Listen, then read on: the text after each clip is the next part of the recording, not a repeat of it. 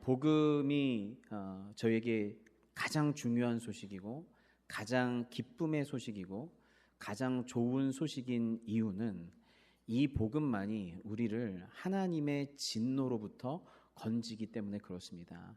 그래서 오늘 말씀에도 복음이 무엇인지를 설명해 놓고 18절에 바로 하나님의 진노가 있다.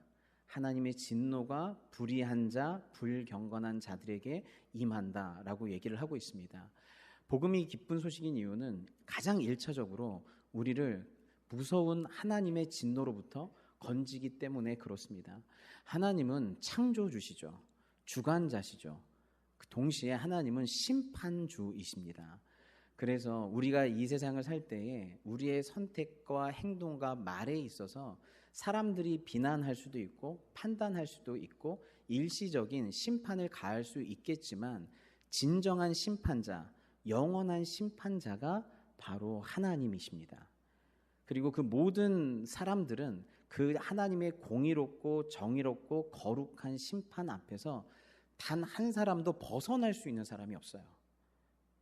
그래서 우리는 모두 하나님의 그 불꽃 같은 눈, 그 불꽃 같은 심판의 그늘 아래에 있는 존재들이죠. 18세기 가장 영향력을 행사했던 그리고 미국의 대각성 운동을 주도했던 조나단 에드워즈가 1000편이 넘는 설교로 영향력을 끼쳤어요. 근데 그래서 설교의 어떻게 보면 대가 중에 대가인데 이분이 했던 설교 중에 가장 영향력을 미쳤던 설교의 제목이 있는데 그것이 무엇이냐면 하나님의 진노의 손 아래 놓인 죄인들이라는 설교 제목이에요. 하나님의 진노의 손 아래 놓인 죄인들. 그 당시 조나단 에드워즈가 이 설교문을 쓰고 이렇게 부흥사처럼 여러분 죄인입니다. 여러분 하나님 앞에서 회개하셔야 됩니다라고 감정적으로 뭘 자극한 것도 아니고 그냥 설교문을 읽다시피 했대요. 그런데 그 설교문 안에서 사람들이 뭘 경험했냐면 하나님의 진노 앞에 선 죄인들로서 자기를 경험한 거예요. 하나님의 무서운 진노를 실제적으로 느낀 거예요. 단 한 사람도 서 있을 수가 없었대요. 다 무릎을 꿇고 다 자복해서 하나님의 임재, 특별히 진노하시는 하나님의 임재 앞에서 부들부들 떨었다고 그래요. 거기서 회개하고 자복하고 다시 복음을 영접하고 다시 깊게 회개하는 역사가 있었다고 그래요. 그들은 뭘 경험한 거예요? 하나님은 진노하시는 하나님이시구나. 무서우신 하나님이시구나. 반드시 심판하시는 하나님이시구나 라는 것을 경험한 것이죠. 요한복음 3장 36절에 보면 아들을 믿는 자에게는 영생이 있고 아들에게 순종하지 아니하는 자는 영생을 보지 못하고 도리어 하나님의 진노가 그 위에 머물러 있다라고 얘기하고 있어요. 예수님이 없는 누군가에게는 하나님의 진노가 그대로 머물러 있다고 그래요. 바울은 이렇게 얘기합니다. 그러므로 지금 우리가 그리스도의 피로 의롭게 되었으니 그리스도로 말미암아 하나님의 진노에서 구원을 얻으리라는 것은 더욱 확실합니다. 바울이 복음에 자기의 인생을 걸었던 이유, 자기의 생명을 걸었던 이유, 그리고 이 복음을 가장 소중하게 여기고 이 복음을 어떻게 해서든지 전달하려고 했던 그 이유 중에 가장 큰 이유가 뭐냐면 그는 하나님의 진노를 아는 사람이었어요. 하나님의 무서우심을 아는 사람이었어요. 그리고 이 하나님의 영원한 진노와 영원한 심판 앞에서 피할 수 있는 그 진노에서 나올 수 있는 유일한 길이 오직 십자가 예수 그리스도의 복음밖에 없다라는 걸 알았어요. 그래서 그 복음을 붙들고 그 복음을 전하는데 자기 삶을 걸었던 것이죠.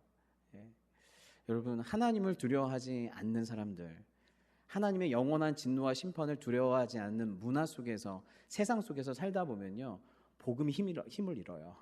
복음을 소중하게 여기질 않아요. 이걸 가장 가치 있고 귀한 소식으로 여기질 않아요. 하나님의 진노를 믿지 않기 때문에 그래요. 그런데 많은 사람들이 하나님이 진노하신다는 사실을 믿지를 않고 더 정확하게는 믿고 싶어 하질 않아요. 그래서 많은 설문조사가 있는데 미국의 리오니오 선교회라고 하는 곳에서 설문조사를 했는데 천국을 믿으십니까? 그랬더니 미국인들의 60%가 천국을 믿는데요. 그러면 60%가 또한 지옥도 믿어야 되잖아요. 그런데 40%가 넘게 지옥을 안 믿어요. 천국만 믿어요. 지옥은 믿질 않아요. 지금은 더 많이 올라갔어요. 천국은 있을 것 같지만 지옥은 없을 것 같아요 라고 생각을 하고 있어요. 그것은 뭐냐면 뭐랄까요, 믿지 않는다라기보다 믿고 싶지 않은 거예요. 하나님이 진노하시는 하나님이라는 걸, 영원한 지옥이 있다라고 하는 사실이 믿고 싶지를 않은 거예요. 이런 이 진리를 믿고 싶지 않은 마음은 초대교회에도 그랬어요. 초기 교회에서 마르시온이라고 하는 이단이 있었거든요. 근데 이 이단의 특징이 무엇이냐면 구약의 하나님을 보니까 진노하신 하나님, 두려우신 하나님, 무서우신 하나님, 심판하신 하나님이다. 진노와 심판의 하나님인데 신약을 보니까 하나님이 은혜와 사랑의 하나님이다. 어떻게 진노하시는 하나님과 사랑의 하나님이 매치가 될 수 있는가? 서로 두 얼굴이 있을 수가 있는가? 구약의 하나님은 진짜 하나님이 아니다. 신약의 하나님만 진짜 하나님이고, 신약 중에서도 누가복음의 하나님과 바울 서신의 몇 개만 진짜 하나님의 말씀이다 라고 믿어서 구약의 하나님은 안 믿었어요. 그리고 신약의 누가복음과 바울 서신 몇 개만을 믿었어요. 그게 마르시온 이단이었어요. 마르시온 이단은 뭘 안 믿은 거예요? 하나님이 무섭고 두렵고 심판하시는 하나님이라는 사실을 받아들일 수가 없다. 그냥 사랑이면 사랑이고 진노하시면 진노하시는 거지, 어떻게 사랑의 하나님이 진노하시고 진노의 하나님이 사랑의 하나님일 수 있는가라는 것이죠. 근데 이런 마르시온적인 이단, 그들은 이단으로 정죄됐고 그 이후로 성경 정경화 작업을 제대로 하기 시작했어요. 그래서 다시 전체 성경 66권이 정경화 작업을 하기 시작했는데, 저희는 지금 신약과 구약의 하나님이 다 우리가 믿는 하나님이라는 걸 믿죠. 그런 걸 믿고 있어요. 그럼에도 불구하고 마르시온적 성향을 갖고 있어요, 우리 안에. 그래서 뭐냐면 이 강단에서 하나님의 심판과 무서우심, 우리의 죄인됨에 대해서 얘기할 때 듣고 싶지 않아요. 설교단에서 구약을 설교하는 것이 점점 적어들기 시작하고 하나님의 무서운 심판에 대해서 얘기하는 것들이 점점 적어들어요. 그리고 복음을 얘기할 때도 어떻게 해요? 하나님은 사랑이십니다, 은혜이십니다, 위로이십니다, 축복이십니다, 영생을 주십니다, 평강을 주십니다 라고 얘기하면서 어떤 쪽만 부각시키는 거예요. 사랑의 하나님의, 은혜의 하나님만 부각시키는 거예요. 진노의 하나님 없이, 하나님의 심판에 대한 전제 없이 은혜와 사랑만을 강조하는 것이죠. 그것 자체가 뭐예요? 마르시온적인 이단적 성향을 갖고 있는 것이죠. 그래서 복음을 매력적으로 만들려고 해요. 사람들로 하여금 복음의 매력에 사로잡혀서 이 복음은 나를 사랑하시는 메시지, 위로하시는 메시지, 축복하시는 메시지구나 라고 해서 복음을 어떻게 해서든지 매력적으로 전하려고 하는 것이죠. 젊은 목사님이, 잘생긴 목사님이 나와가지고 아주 유머도 던지면서 사람들의 마음을 막 풀어주면서 복음을 매력적으로 전하려고 하는 것이에요. 근데 여러분, 바울이, 그리고 최초의 복음 설교를 했던 베드로가 복음을 매력적으로 전했나요? 아니에요. 그들은 복음을 매력적으로 전하지 않았어요. 그들은 복음을 너무 무섭게 전했어요. 베드로는 최초의 사도행전 2장에서의 복음 설교 때 우리 토요일 날 봤죠. 너희가 십자가에 못 박은 예수를 하나님이 주와 그리스도가 되게 했다. 너희가 하나님의 아들 되시고 그리스도이시고 메시아이신 그분을 너희가 죽였다 그랬어요. 그때 그 얘기를 듣고 사람들의 마음이 어땠냐면 위로받거나 그런 게 아니라 찔렸다 그랬어요. 근데 그 찔림이라는 단어의 뜻이 뭐냐면 그 말 발굽으로 움푹 패이게 하다는 뜻이에요. 말 발국에 자국이 남게 하다는 뜻이에요. 마음이 움푹 패일 정도로, 마음이 이렇게 도련해질 정도로 부들부들 떨었던 경험을 한 거예요. 그들은 복음을 어떻게 전했냐면 진노의 하나님 앞에 죄인들을 세웠어요. 그리고 그 하나님 앞에서 벌거벗긴 죄인들, 수치스러운 죄인들, 하나님의 아들까지도 십자가에 못 박는 죄인들, 소망이 없는 죄인들로 그들을 옷 벗기고 그들을 죄인으로 규정하고 두렵게 하고 부끄럽게 했어요. 그리고 그 복음 앞에서 사람들이 탄식을 해요. 그럼 우리가 어찌할꼬? 우리가 어찌할꼬? 우리에게 길이 있니? 우리에게 다른 방법이 있니? 하나님의 아들을 죽인 우리에게 소망이 있니? 우리가 어찌할꼬의 탄식이 나왔던 것이죠. 그래서 복음이 매력적으로 들린 것이 아니라 복음 앞에서 부들부들 떨었고 부끄러웠고 하나님의 은혜만을 구할 수밖에 없게끔 우리를 납작 엎드리게 만든 것인 줄 압니다. 그렇죠.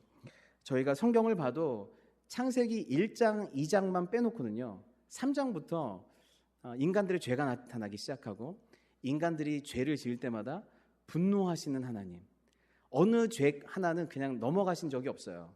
그 죄 때마다 하나님이 분노하시고 경노하시고, 그래서 결국에는 창세기 6장에는 모든 인류를 홍수로 쓸어버리시는 하나님의 진노를 창세기 몇 장만 열기 시작하다 보면 그 다음부터 쭉 하나님의 진노가 보이기 시작해요. 그런데도 외면하고 싶죠. 이스라엘 백성을 택했지만 이스라엘 백성이 하나님 앞에 범죄했던 우상 숭배와 그 수많은 죄에 대해서 하나님이 눈 감아주신 게 아니라 그 하나하나마다 다 주님께서 죄에 대해서 분노하시는 하나님이셨어요. 그래서 성경에 뭐라고 되어 있냐면 하나님은 의로우신 재판장이시며 매일 분노하시는 하나님이시로다. 죄와 악에 대해서 매일 분노하시는 하나님이십니다. 그리고 하나님의 분노, 하나님의 악에 대한 정죄와 심판에 대해서 가장 정확하게 얘기해 주셨던 분이 우리 예수님이세요. 우리 예수님 뭐라고 하셨냐면 누가복음에 내가 내 친구 너에게 말하노니 몸을 죽이고 그 후에는 능히 더 못하는 자들을 두려워하지 마라. 너희 몸만 죽일 수 있는 세상의 사람들과 세상의 것들을 두려워하지 말아라. 우리는 너무 두려워하잖아요. 하지만 주님 뭐라고 얘기해요? 예수님께서는 눈에 보이지 않는 어떤 분을 더 두려워하라 그래요. 그러면서 마땅히 두려워할 자를 내가 너에게 보이리니 곧 죽인 후에 또한 지옥에 던져넣는 권세가 있는 그를 두려워하라. 내가 참으로 너에게 이르노니 그를 두려워하라. 가장 정확하게 지옥과 심판과 두려우신 하나님에 대해서 얘기하신 분이 우리 예수님이십니다. 그래서 하나님은 진노하신 하나님이에요. 성경이 전체가 그 얘기를 하고 있어요. 우리 예수님도 얘기를 하고 있어요. 그리고 이 무서운 하나님의 진노의 불, 영원히 꺼지지 않을 정도로 무서우신 하나님의 진노의 불 앞에서 건진받을 수 있는 유일한 길이 우리 주 예수 그리스도의 십자가 보혈이기 때문에, 우리 주 예수 그리스도의 십자가 복음이기 때문에 이 복음이 우리에게는 가장 귀하고 가치 있는 소식인 줄 믿습니다. 그 진노를 모르고는 이 복음의 귀함과 가치를 알 수가 없어요. 그럼 우리는 조금 더 나가야 돼요. 왜 하나님은 진노하실 수밖에 없는가? 하나님의 무엇이 하나님을 진노하게 만드시는가? 여러분, 하나님은요 거룩하시기 때문에 진노하실 수밖에 없어요. 거룩하신 하나님이 죄와 악을 만났을 때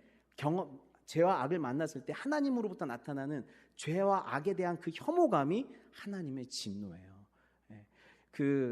아까 얘기했던 조나단 에드워즈가 거룩에 대해서 이렇게 얘기했는데, 제가 이 교회 와서 청빙 설교 외에 두 번째로 처음 했던 설교에서 이 본문을 같이 한번 읽었었거든요. 한번 같이 읽어보겠습니다. 시작. 거룩은 가장 아름답고 사랑스러운 것이다. 사람들은 어려서부터 거룩에 대한 이상한 개념을 너무나 쉽게 받아들인다.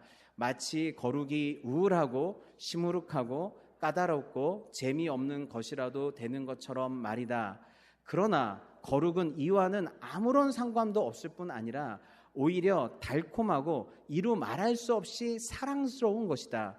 거룩은 모든 다른 아름다움보다 훨씬 높이 있는 최고의 아름다움이자 사랑스러움이다. 신성한 아름다움이다. 아멘. 여러분, 이 말씀을 믿는다면 너무 이뻐지려고만 노력하지 마시고 젊어지려고만 노력하지 마시고 신성한 아름다움에 참여하려고 노력하시기 바랍니다. 그냥 이거는 뭐 화장품 바른다고 비싼 걸로 뭐 수술 받는다고 단번에 되는 게 아니에요. 오랜 기도와 하나님과의 깊은 교제 가운데에서 이 거룩하게 되는 건데, 이 거룩은 보링한 게 아니라는 거예요. 사랑스러운 거라는 거예요.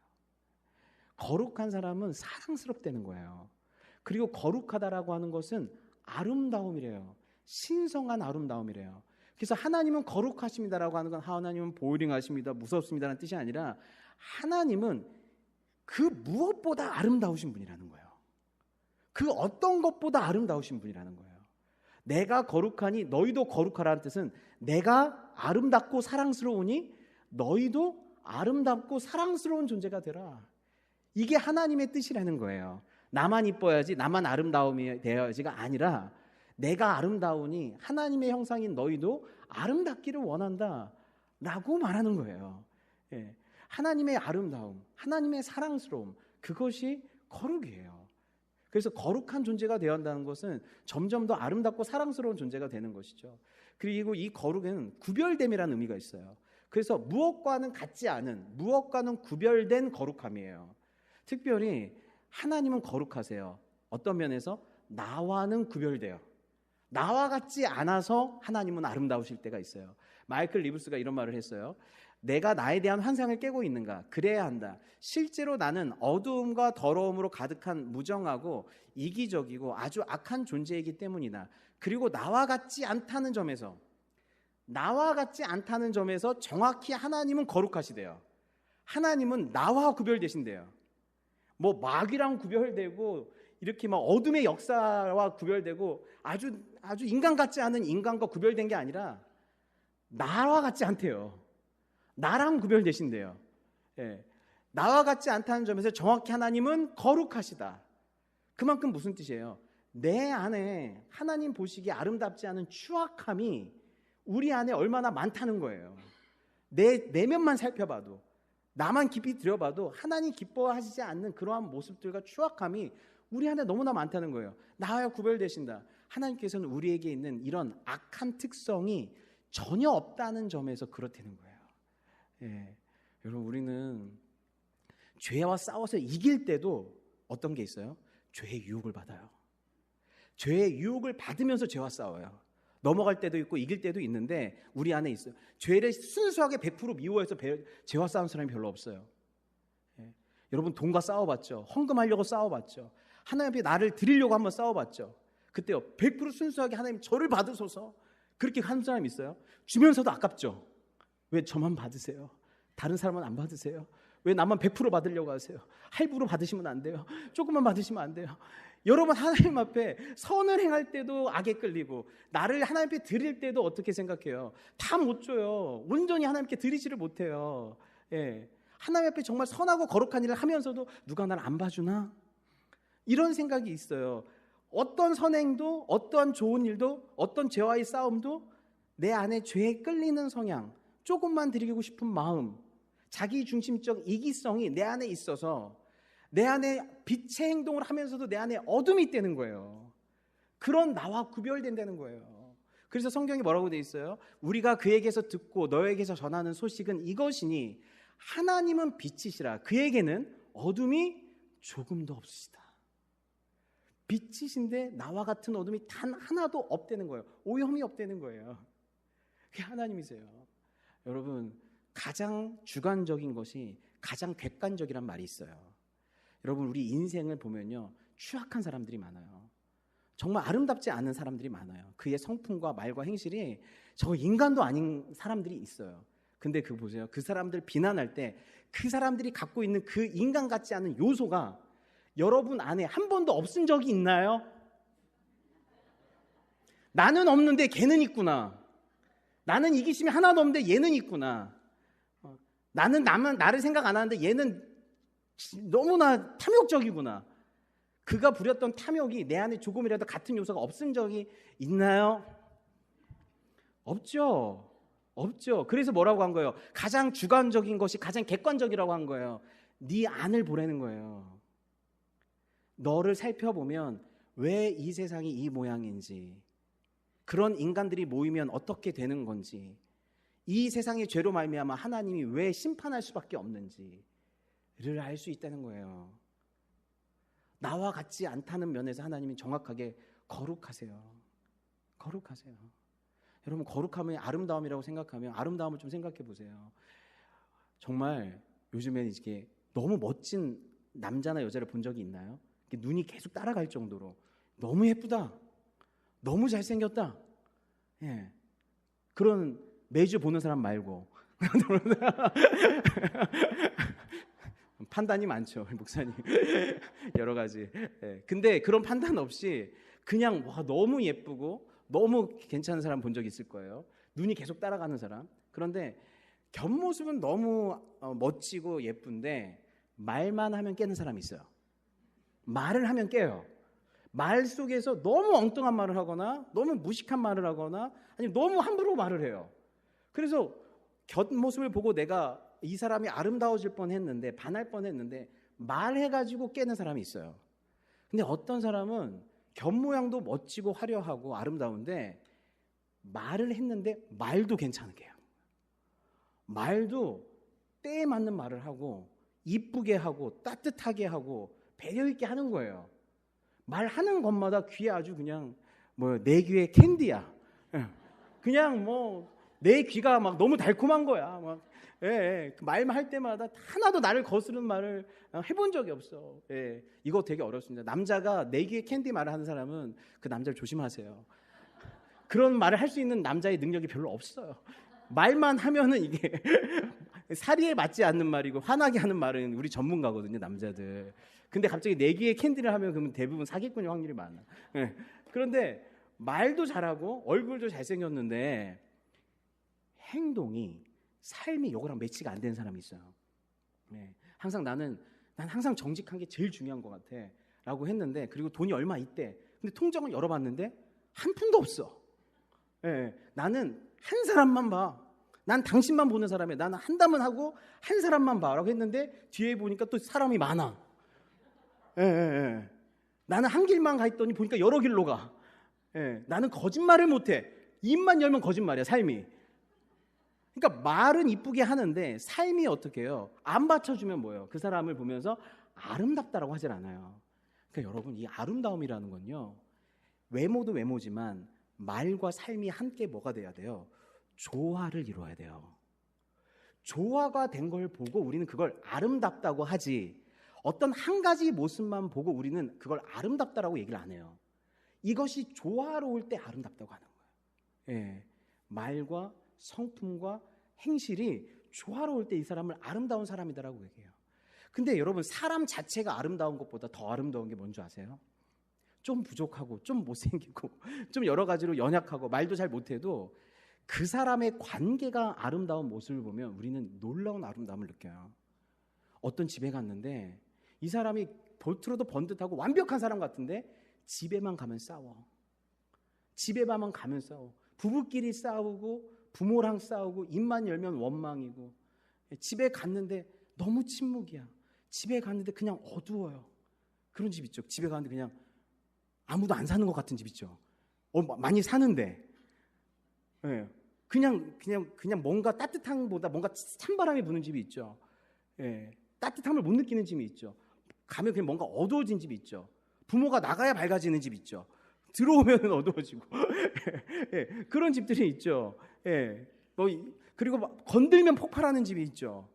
조금만 시한폭탄 같아가지고 건들면 결국 누구 탓하고 원망하고 용서를 못하고 그런 집들이 있죠. 그럼 뭐예요? 거기에서 우리는 아름다움을 못 느껴요. 그런데 어떤 집에 갔는데 분위기가 밝아져. 따뜻해. 서로 어려운 일이 있으면 서로 배려해. 먼저 양보해. 용서해. 서로를 존중해줘요. 사랑해줘요. 말도 이쁘게 하고 서로를 배려해줘요. 부모님이 아플 때 가장 먼저 전화해요. 형제들끼리 치고받고 싸우는 게 아니라 먼저 양보해주고 배려해줘요. 그러한 모습들을 보면, 가정에서 화목한 모습들, 공동체가 화목한 모습을 보면, 와, 이 집 아름다운 집이다. 아름다운 집이다 라고 얘기를 해요. 뭐냐면요, 관계가 아름다울 때 진짜 아름다운 거예요. 관계가 아름다운 공동체 안에서 그 공동체 안에 화평과 용서와 자비와 긍휼과 사랑이 머물러 있으면 그것을 보고 우리는 아름답다고 그래요. 여러분, 우리 하나님은요, 얼마나 아름다우신 분인지 몰라요. 그분의 탁월함과 위대함, 높고 위대하심이 너무너무 아름다운데, 가장 큰 아름다움은 삼위일체 하나님이 서로가 서로에게 어떻게 해요? 너무너무 아름다운 관계를 맺고 있어요. 서로 기뻐하시고 서로 순종하시고 서로 글로리파이 하시고 서로 영광을 돌리시고 서로 섬기시고 서로 내주하시면서 삼위일체 하나님과의 관계가 가장 아름다우세요. 그래서 주님께서 여러분에게 아름다워지라고 하는 얘기 중에 하나는 뭐냐면, 내가 관계가 이렇게 아름다우니 너희들도 이렇게 아름다운 관계를 맺어가라고 하시는 거예요. 관계 가운데 아름다움을 소망하며 살라고 하시는 것이 하나님의 뜻인 것이죠. 그래서 삼위일체 하나님이 관계 가운데 완벽한 조화를 갖고 계시고 서로가 중심에 서로가 계시고 그리고 아름다움의 열매를 맺어 가시죠. 그런데 죄와 악은 서로의 관계를 깨뜨리고 분열시키고 분단시켜요. 서로의 중심에 우상이 있게 해요. 그리고 서로에게 탐욕과 죄의 열매를 맺게 해요. 그래서 아름다움이라는 게 있을 수가 없어요. 그런 것들을 보면서 하나님은 진노하시는 거예요. 하나님의 뜻과 하나님의 성품과 조화되지 않는 것, 그 중심에 하나님이 없는 것, 거룩의 열매를 맺지 못하는 것, 이런 것들을 보면서 하나님은 진노하실 수밖에 없는 것이죠. 그래서 하나님은 여러분이 하나님과 조화를 이룰 수 있는 사람, 하나님과의 관계, 나 자신과의 관계, 이웃과의 관계, 성도들과의 관계에서 아름다운 조화를 맺을 수 있는 사람, 그 중심에 하나님이 있는 사람, 그리고 거룩의 열매를 맺는 그러한 존재가 되기를 원하시는 줄 믿습니다. 그런데 그것들이 깨질 때 하나님의 진노가 오는 거예요. 하나님의 뜻과 조화되지 못하고 중심에 우상을 품고 탐욕의 열매를 맺어가면서 내 안과 밖에서 죄와 악들이 막 만연했을 때 하나님의 진노가 임하는 것이죠. 두 번째로 하나님이 진노하시는 이유는 하나님은 사랑이시기 때문에 진노하세요. 크로아티아의 신학자 미로슬라브 볼프라고 하시는 분이 계신데 그분이 하나님의 진노에 대해서 이렇게 얘기했어요. 나는 진노는 하나님과 어울리지 않는 것이라고 생각하곤 했다. 하나님은 사랑이시지 않은가? 신적인 사랑은 마땅히 진노를 넘어서지 않는가? 하나님은 사랑이시고 모든 사람과 모든 피조물을 사랑하신다. 내가 최근에 하나님께서 진노하신다고 생각을 고쳐먹은 것은 나의 고국 유고슬라비아에서 발발한 전쟁의 참상을 겪은 뒤였다. 줄잡아 20만 명이 학살당하고 300만 명 이상이 추방되었다. 내가 살던 마을과 도시들이 파괴되었고 나의 동족들이 날이면 날마다 폭격을 받았으며 그들 가운데 일부는 상상을 초월할 정도의 잔악한 폭행을 당했다. 그래서 나는 진노하시지 않는 하나님을 상상할 수 없었다. 아니면 20세기 마지막 10년 사이에 발발한 르완다 내전을 생각해보라. 100일 동안 80만 명의 사람들이 도륙당했다. 하나님은 그런 대량 학살을 보시고 어떻게 반응하시겠는가? 맹목적으로 사랑하시는 할아버지처럼 가해자들을 기여하는 식의 반응을 보이시겠는가? 대학살을 단죄하지 않고 가해자들의 근본적 선함을 인정하는 식의 반응을 보이겠는가? 그들에게 맹렬히 진노하지 않았겠는가?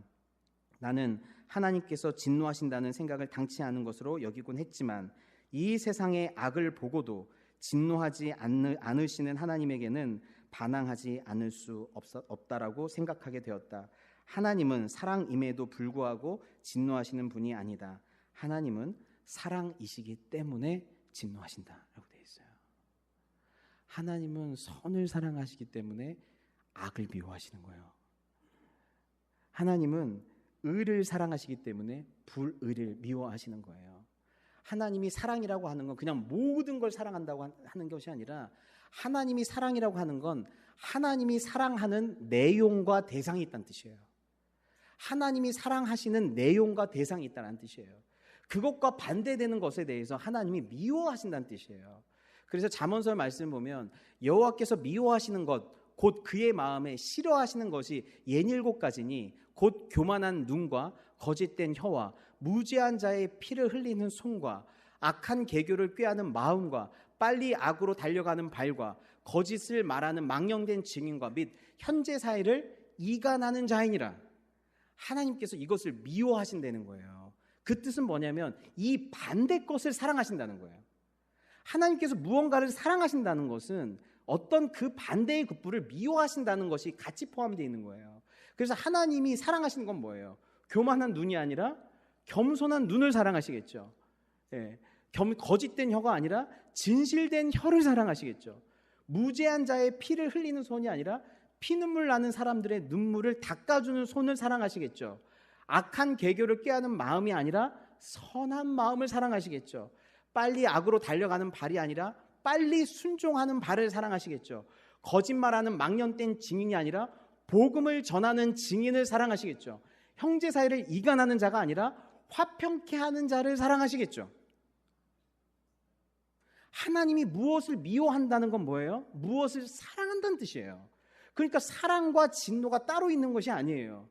하나님은 겸손을 사랑하시고 진리를 사랑하시고 화평을 사랑하시고 선을 사랑하시고 하나님의 사랑이 이런 것이죠.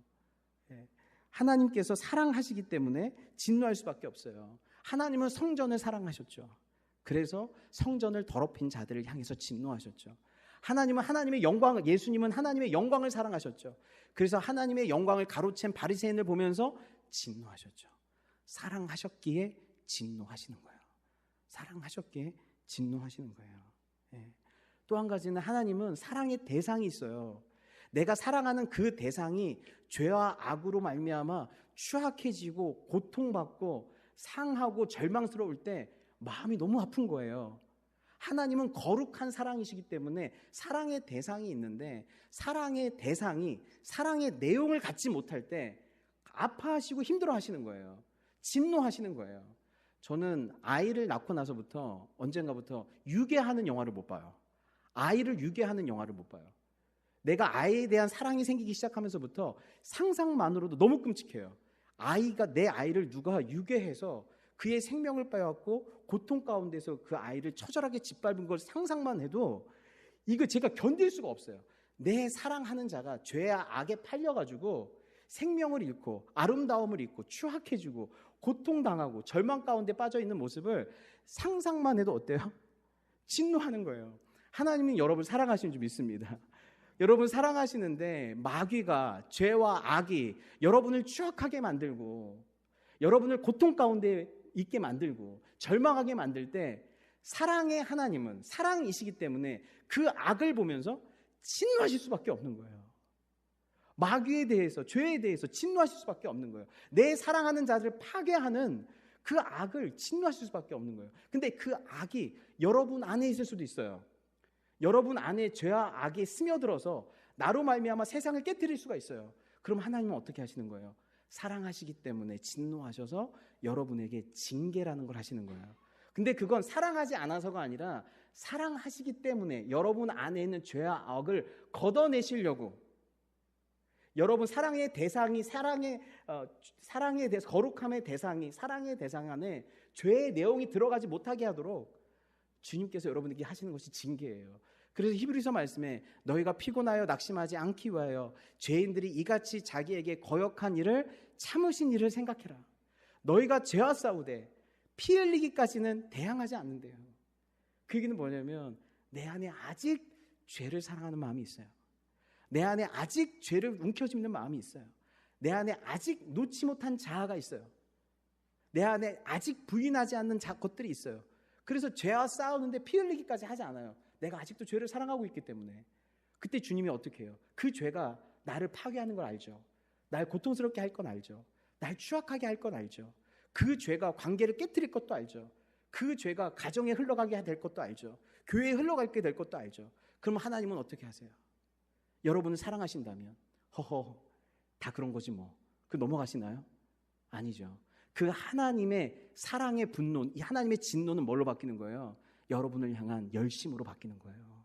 그것이 진노, 그것이 징계로 바뀌어요. 그래서 어떻게 해요? 또 아들들에게 권하는 것 같이 너에게 권면하신 말씀도 있었도다. 일러스되 내 아들아 주의 징계하심을 경히 여기지 말며 그에게 꾸지람 받을 때 낙심하지 말라. 주께서 그 사랑하시는 자를 징계하시고 그가 받아들이시는 아들마다 채찍질 하심이라 하였으니 또 우리 육신의 아버지가 우리를 징계하여도 공경하였거든 하물며 모든 영의 아버지께 더욱 복종하며 살려하지 않겠느냐. 그들은 잠시 자기의 뜻대로 우리를 징계하였거니와 오직 하나님은 우리의 유익을 위하여 그의 거룩하심에 참여하게 하시느니라. 하나님의 우리를 향한 진노는 징계로 바뀌어 우리의 유익을 위하여 그의 거룩하심에 참여하게 하도록, 그분의 아름다우심에 참여하게 하도록, 우리의 행실과 말뿐만 아니라 관계적 아름다움까지 아름다움에 참여하게 하도록 하는 것이 하나님의 목적이라는 거예요. 무릇 징계가 당시에는 즐거워 보이지 않고 슬퍼 보이나 후에 그로 말미암아 연단받은 자들은 의와 평강의 열매를 맺느니라. 의와 평강의 열매를 맺는 거예요. 여러분, 우리 예수님께서는 우리에게 좋은 모범을 보여주러 이 세상에 오신 것도 아니고 우리에게 좋은 메시지를 주려고 오신 것도 아니에요. 우리 예수님이 이 땅에 오신 건 여러분에게 쏟아져야 될 하나님의 진노를 대신 받기 위해서 오셨어요. 죄인들인 우리에게 쏟아져야 될 하나님의 진노의 잔을 마시기 위해 오셨어요. 그리고 또 한 가지 예수님이 오신 이유는 진노의 잔을 먹고 여러분을 거룩하게 하고 깨끗하게 한 후에 여러분이 하나님의 거룩하심과 사랑하심에 참여하게 하도록 하기 위하여서도 이 땅에 오셨어요. 그래서 이렇게 말하고 있어요. 에베소서 5장, 남편된 이 여러분, 아내를 사랑하기를 그리스도께서 교회를 사랑하셔서 교회를 위하여 자신을 내주심같이 하십시오. 그리스도께서 그렇게 하신 것은 하나님의 진노의 잔을 마시고 자기를 내어준 이유는 교회를, 여러분을 물로 씻고, 물로 씻는다는 건 세례예요. 예수님과 함께 죽고 예수님과 함께 일으키려고 한다는 거예요. 여러분을 물로 씻고 말씀으로 깨끗하게 하여서 지금도 하나님의 말씀만이 여러분을 거룩하게 해요. 하나님의 말씀만이 여러분을 아름답게 하여 그 하나님의 말씀을 받아 회개하고 내 것으로 취하면 취할수록 여러분들이 아름다워져요. 그래서 말씀으로 깨끗하게 하여서 어떻게 한다고요? 거룩하게 하시려는 것이며 아름답게 하려고 하는 것이래요. 티나 주름이나 또 그와 같은 것들이 없이 아름다운 모습으로 교회를 자기 앞에 내세우시려는 것이며 교회를 거룩하고 흠이 없게 하시려는 것입니다. 아름다운 모습으로 교회를 자기 앞에 내세우려 하시는 것, 그것이 신랑 예수께서 이 땅에 오셔서 여러분의 진노의 잔을 마신 이유예요.